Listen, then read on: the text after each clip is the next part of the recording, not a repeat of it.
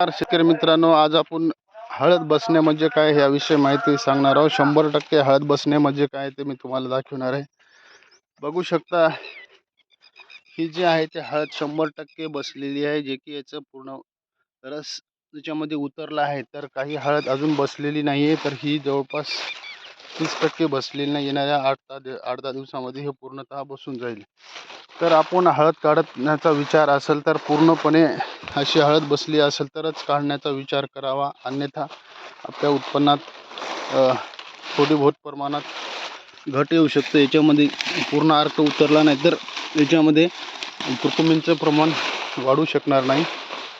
तर आपण जलबाजी न करता या गोष्टीकडे लक्ष द्यायला पाहिजे. तर ही हळद बघू शकता, या साईडची पूर्णतः हळद बसलेली आहे आणि याच्यामध्ये कुरकुमींचं प्रमाण जेव्हा आपण मार्केटला नेऊ, व्यापारी लोक त्याला फोडून पाहतात. त्याच्यात जर कमी जर दिसले तर हळदीमध्ये आपल्याला घट येऊ शकते आणि लवकरच जर अशी हळद जर काढण्याचा प्रयत्न केला तर ती फारच वजनाला पण कमी होऊ शकते. तर आपण या गोष्टीकडे लक्ष दिलं पाहिजे. हळद ही पूर्ण बसल्यावरच काढायची आहे आणि ही जर प्रक्रिया पूर्ण झाली तर नक्कीच उत्पन्नात वाढ होते आणि भाव पण आपल्याला चांगला लागू शकते. तर बघू शकता, कुठे 70%, कुठं 80%, कुठं 90%, कुठं तर 100% हळद बसलेली आहे. काही ठिकाणी हळद तेवढी बसलेली नाही. तर या बाबीकडे आपण लक्ष देणं गरजेचं आहे.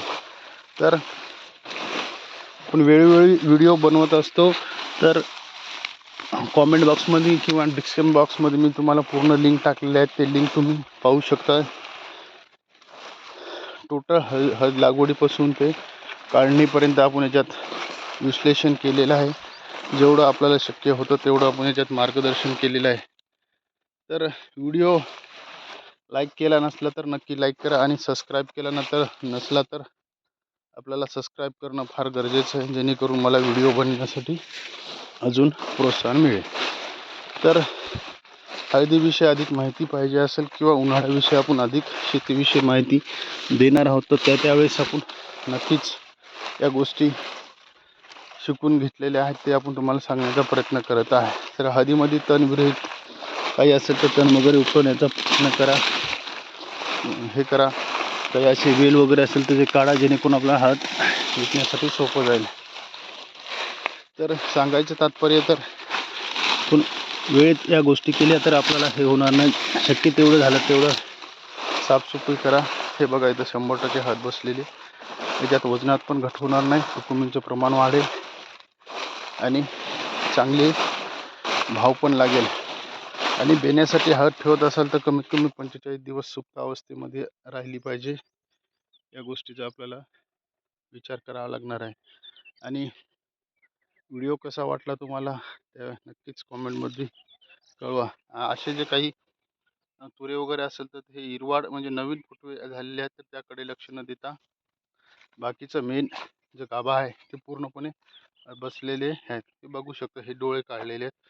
तर असे एका दुक्का प्रमाण प्रत्येक हळदीमध्ये असते, तर त्याकडे दुर्लक्ष करा. आणि 100% हळद बसलेली ही अशी असते, पूर्ण बसून गेली आहे.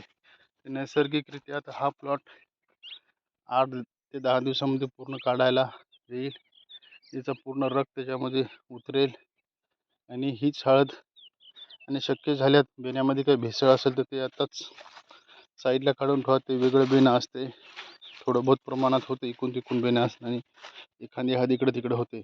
तर या गोष्टीकडे नक्कीच लक्ष द्या. आज बघू शकता, या नवीन व्हिडिओमध्ये आपल्याला चांगली माहिती भेटत आहे. हळद काढते वेळेस हळदीला आता साधारणतः 13, 14, 15, 16 हजार, 17 हजारापर्यंत पण काही काही रेट येत आहेत. तर त्या भाव पाहिजे असेल तर हेच फॉर्म्युला आहे.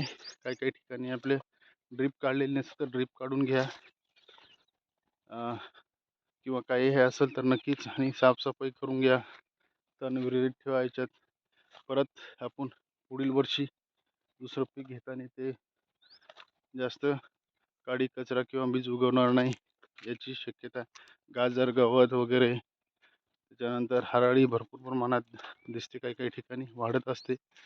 तर नक्कीच हे करा. काय मिरच्याचे व बाकीचे रोप असतील तर त्याचे मिरच्या वगैरे तोडून घ्या आणि रान योग्य करा. साधारणतः 13, 14, 15 हजार रुपये एकरप्रमाणे हळद काढणे चालू आहे. कुठे कमी जास्त असू शकते लेबरचा प्रमाणे. हे बघू शकता या साईडला 100% हळद बसलेली आहे. व्हिडिओ कसा वाटला ते नक्कीच कॉमेंटमध्ये बॉक्समध्ये सांगा आणि व्हिडिओला लाईक करा, शेअर करा, सबस्क्राईब करा. धन्यवाद.